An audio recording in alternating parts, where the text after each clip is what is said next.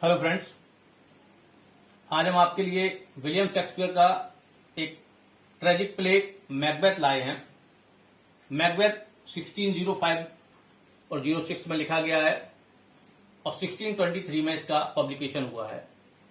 William Shakespeare का date of birth 23 अप्रैल 1564 है और उनका डेथ 1616 में हुआ था, 23 अप्रैल को हुई।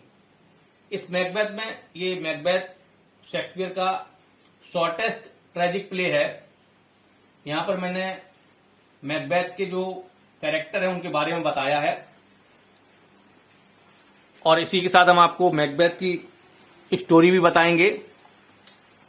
इसमें स्कॉटलैंड के राजा डंकन हैं और उनके सेनापति मैकबेथ और बैंको हैं।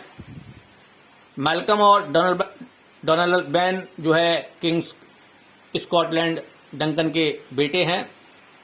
मैकडफ थैन ऑफ फाइफ है, यानी कि जैसे कि इंडिया में जमींदार होते हैं उस तरह वो फाइव का अमात्य है।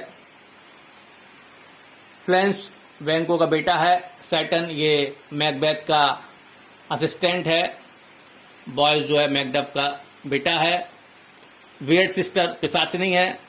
सारा काम जो है मैकबेथ में या मैकबेथ के ऊपर जो एक विचार हावी हुआ है वो वियर्ड सिस्टर ने ही जैसा एक उसको मोटिवेट किया है। हैकेट पिशाचनी की देवी है। इसमें हम देखेंगे कि मैकबेथ जो है वो डंकन किंग ऑफ स्कॉटलैंड जो हैं उनका एक अधिकारी है। उसे ग्लैमिस की जागीर मिली हुई है। उसे ग्लैमिस का अमात्य कहा जाता है और वो जो है एक लड़ाई से, एक विद्रोह से लड़कर आ रहा है, विद्रोह को दबाकर आ रहा है। रास्ते में जब वो लौट रहा है तो एक मैदान और जंगल पड़ता है। वहां पर सूर्य जो है तेजी से पहाड़ियों के पीछे छिप रहा है, अंधेरा होने वाला है। उसके साथ बैंको है और जैसे ही अंधेरा होने वाला होता है तभी तीन काली छाया जो है उसके सामने रास्ते में आ जाती हैं, हवा में लहरती हुई। वो अचानक चौंक जाता है, डर जाता है। उन तीनों काली छायाओं की आकृति महिलाओं जैसी दिखती है, लेकिन उनकी ठोड़ी पर बाल हैं तो ऐसा लगता है वो पुरुष भी हैं, पुरुषों की तरह भी दिखते हैं। मैकबेथ डर के मारे चीखने ही वाला होता है, तभी एक काली छाया अपने होंठों पे उंगली रखकर इशारा करती है, चुप रहने का इशारा करती है और मैकबेथ को ग्लैमिस के थैन ऑफ ग्लैमिस कह के बुलाती है और कहती है, डरो मत, चौंको मत मैकबेथ, हम तुम्हें पहले से जानते हैं। मैकबेथ आश्चर्य में पड़ जाता है कि तुम मुझे कैसे जानते हो, मेरे बारे में कैसे जानते हो। वो कहती हैं, हम तुम्हारे भूत, वर्तमान और भविष्य के बारे में जानते हैं। हम तुम्हें कुछ बताने आए हैं। तुम्हारा कुछ भला होने वाला है, तुम्हारा भविष्य बदलने वाला है। उन्होंने बताया कि मैकबेथ, तुम्हें कैडोर की जागीर मिलेगी, तुम कैडोर के थैन बनोगे, यानी कि एक प्रकार से तुम्हारा प्रमोशन होगा और उसके बाद तुम स्कॉटलैंड के राजा बनोगे। तो ये सुनकर मैकबेथ चौंक गया। कैडोर की जागीर से ज्यादा वो स्कॉटलैंड का राजा बनने के बारे में सुनकर वो बहुत ज्यादा चौंका। उसने कहा, ऐसे कैसे, मुझे इस बात पे विश्वास नहीं हो रहा है। तो उसने कहा, क्योंकि मैकबेथ ने कहा कि भाई ऐसा कैसे हो सकता है, क्योंकि जो डंकन है किंग ऑफ स्कॉटलैंड, उनके दो बेटे हैं, डंकन के बाद उनके बेटे बनेंगे। तो छायाओं ने कहा कि भविष्य के हाथ में, समय के हाथ में सब कुछ है, तुम उसे नहीं समझ सकते, तुम जरूर बनोगे। किंतु कह के जो है छाया चुप हो जाती है। तो फिर जो है मैकबेथ को आश्चर्य होता है कि भाई क्या बात, किंतु का मतलब क्या है। तो उन्होंने कहा, तुम्हारे बाद जो है बैंको की संतान है, बैंको के बच्चे जो हैं, बैंको उसके बच्चे जो हैं वो राजा बनेंगे। और तीनों छायाएं ठाका लगाती हुई चली जाती हैं, गायब हो जाती हैं। मैकबेथ आश्चर्यचकित रह जाता है। वो बैंको की तरफ देखता है कि बैंको ये क्या है, क्या ये सत्य है, ये कोई सपना तो नहीं। बैंको कहता हाँ ये सत्य है। अरे ये कैसे है, ये कैसे हो पाएगा, उसे विश्वास नहीं होता है। बैंको कहता है इसका निर्णय तो वक्त ही करेगा। और फिर जो है दोनों लोग कैंप में पहुंचते हैं। वहां रात भर मैकबेथ को नींद नहीं आती है। सुबह उसकी आंख खुलती है तो देखता है कि एक मैसेंजर आया हुआ है किंग ऑफ स्कॉटलैंड डंकन का लेटर लेके। नीले रंग का कागज है और गोल्डन वर्ड्स में उसमें लेटर लिखा हुआ है। डंकन ने लिखा है कि मैकबेथ तुम बहुत बहादुर है, तुमने राज्य में जो विद्रोह उठाया है उसको खत्म किया है, जनता की सेवा की है, राज्य तुम्हें जो है कैडोर का अमात्य बनाता है। ये पढ़कर बैंको जो है ये पढ़कर मैकबेथ बहुत खुश होता है, बहुत आश्चर्यचकित होता है और वो जो है पत्र को बैंको की तरफ बढ़ा देता है। बैंको जल्दी जल्दी में पत्र पढ़ता है और देखता है कि उसमें भी वही लिखा है कि मैकबेथ को जो है कैडोर का जमींदार बनाया जा रहा है, अमात्य बनाया जा रहा है। इसका मतलब कि जो है पिछली शाम को जो 3 छायाओं ने भविष्यवाणी की थी उसमें से पहली भविष्यवाणी जो है सफल होने वाली है। तो मैकबेथ बड़े गर्व से बोलता, अरे वाह क्या बात है, मैं तो अमात्य बन गया और मेरी एक पहली जो स्टेप है वो कंप्लीट हो गया, इसका मतलब दूसरा भी होगा। मैकबेथ ने बड़े अभिमानपूर्वक कहा, मुझे तब तक शांति नहीं मिलेगी जब तक कि दूसरी भविष्यवाणी सच न हो जाए, यानी कि मैं स्कॉटलैंड का राजा न बन जाऊं। और ये सुनकर मन ही मन बैंको ने कहा, और मुझे तब तक शांति नहीं मिलेगी जब तक कि तीसरी भविष्यवाणी सच न हो जाए, यानी कि मेरे बच्चे जो है बस किंग ना बन जाएं स्कॉटलैंड के। और फिर जो है काफिला चल पड़ा, राजधानी पहुंचा। राजधानी पहुंच के मैकबेथ ने सारी कहानी अपनी पत्नी को सुनाई। पत्नी जो है बड़ा इस तरह की चीजों में विश्वास रखती थी, वो बड़ा ही एम्बिशियस हो गई, अरे वाह कि मैं तो महारानी बनूंगी। उसने जो है मैकबेथ को भड़काया और उसी दिन जो है डंकन मैकबेथ को प्रेज करने के लिए उसके महल में आया और महारानी और सभी लोगों ने लेडी मैकबेथ ने सभी लोगों का स्वागत किया। महाराज को अपने हाथों से खाना खिलाया, महाराज के सैनिकों को अपने हाथों से शराब पिलाई।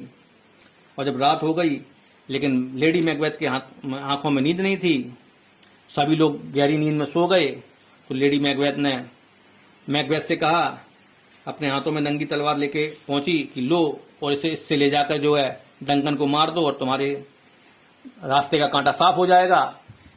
मैकबेथ ने कहा, नहीं ये ठीक नहीं है, अभी लोग जग रहे होंगे और वगैरह वगैरह बहुत बातें कहीं। लेडी मैकबेथ ने कहा, तुम डरपों को, तुम्हें कुछ नहीं आता, लाओ मुझे तलवार दो, मैं खुद ही जो है राजा को मार दूंगी। तो ये सुनकर मैकबेथ खड़ा हुआ और उसने तलवार हाथ से छीन ली लेडी मैकबेथ के और वो राजा के महल की तरफ, कमरे की तरफ जाने लगा और वहां जाकर उसने राजा को खत्म कर दिया। और लेडी मैकबेथ ने जो है वो खून सनी हुई तलवार और थोड़ा खून दूसरे बॉडीगार्ड के पास वो तलवार रख दी, उसके कपड़ों में खून लगा दिया और सुबह पता चला कि राजा मर गया है। चारों तरफ शोर होने लगा कि राजा मर गया, राजा मर गया। कुछ लोगों ने दबे मुंह कहा कि मैकबेथ ने मारा होगा, लेकिन कोई खुलकर नहीं बोलना चाहता था। और ये सुनकर मैं जो डंकन के बच्चे हैं वो राज्य छोड़कर भाग गए कि उनको भी जान को खतरा है।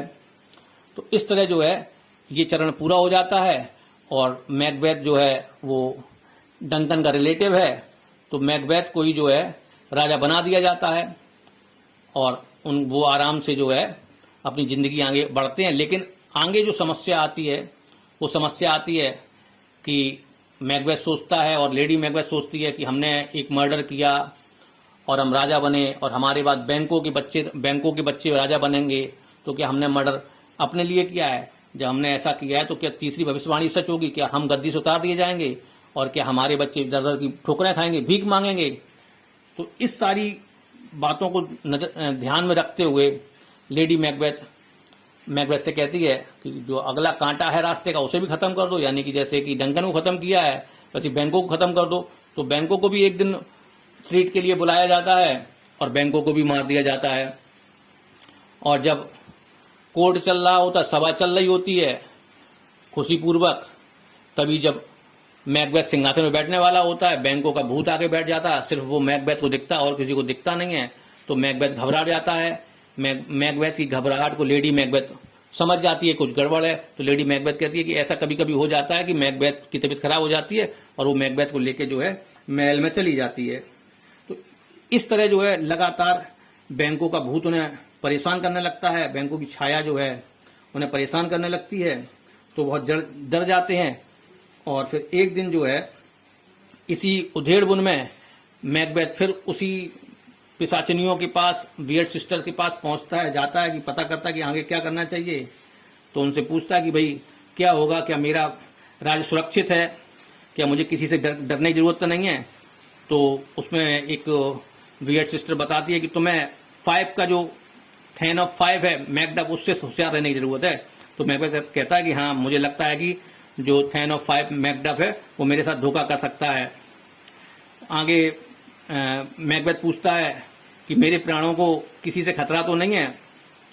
तो वियर्ड सिस्टर कहती है कि नहीं, किसी से खतरा नहीं है, तो मारो मारो काटो राज करो। फिर आगे जो है वो अगले क्वेश्चन पूछता है। तो एक ये पूछता है कि मेरे राज्य का अंत कब होगा। तो एक बच्चा हरी टहनी लेके प्रकट होता है और वो कहता है कि जब तेरे राज्य के जंगल तेरे खिलाफ उठ खड़े होंगे तब तेरे राज्य का अंत हो जाएगा। तो मैकबेथ सोचता है कि भाई जंगल तो कभी चलते नहीं, जंगल तो कभी उठ के खड़े होते ही नहीं है, तो यानी कि मेरा राज्य खत्म नहीं होगा। फिर आगे पूछता है कि मेरे बाद मेरी संतानें गद्दी पे बैठेंगी या बैंकों की। तो बच्चा खिलखिलाकर हंसकर गायब हो जाता है और उसके बाद वो छायाएं गायब हो जाती हैं और फिर जो है राजाओं की पोशाक पहने हुए 8 छायाएं प्रकट होती हैं। उसमें से पहली वाली जो छाया है, जो इमेज है, वो बैंकों की खून से लथपथ है, वो मुस्कुरा रही है। उसको देख के थोड़ा मैकबेथ समझ जाता है कि ये जो बाकी की 7 छायाएं हैं ये बैंकों की संतानें हैं जो आगे जो है गद्दी पे बैठेंगी।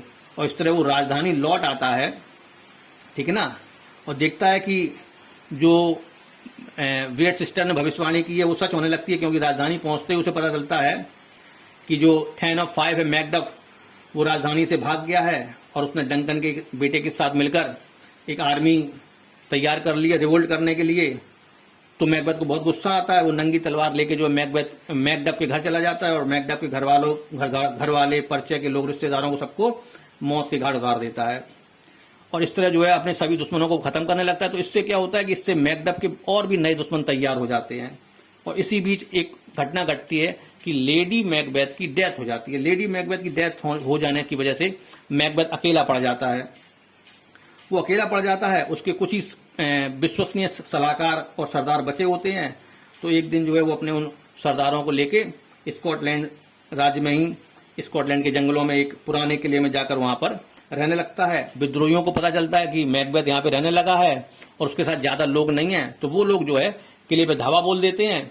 और जब वो किले की तरफ बढ़ रहे होते हैं तो वो पेड़ों की टहनियों को, ब्रांचेस को अपने साथ ले लेते हैं जिससे कि उन्हें कोई देख ना पाए।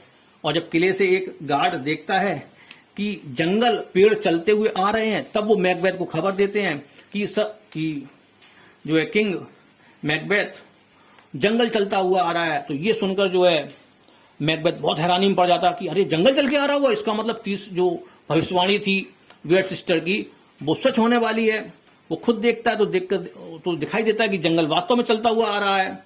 और बस इसी के साथ जो किले का दरवाजा धड़ाम से टूटता है और मैकडफ तलवार लिए हुए सामने आता है और मैकडफ और मैकबेथ में एक बैटल होता है और मैकबेथ मारा जाता है। और इसी के साथ जो है मैकडफ कहता है कि जो मैल्कम है, डंकन के बेटे हैं, वो राजा बने। और इसी के साथ ये मैकबेथ ट्रेजेडी जो है खत्म हो जाती है। Thank you. हमारे चैनल के साथ बने रहिए, लाइक कीजिएगा, सब्सक्राइब कीजिएगा और कमेंट में बताइएगा कि और क्या इंप्रूवमेंट किया जा सकता है। हमारा व्हाट्सएप नंबर है 8630623653, कॉलिंग नंबर है 9267440440। Learn exam channel Ankul Vajpayee. Thank you.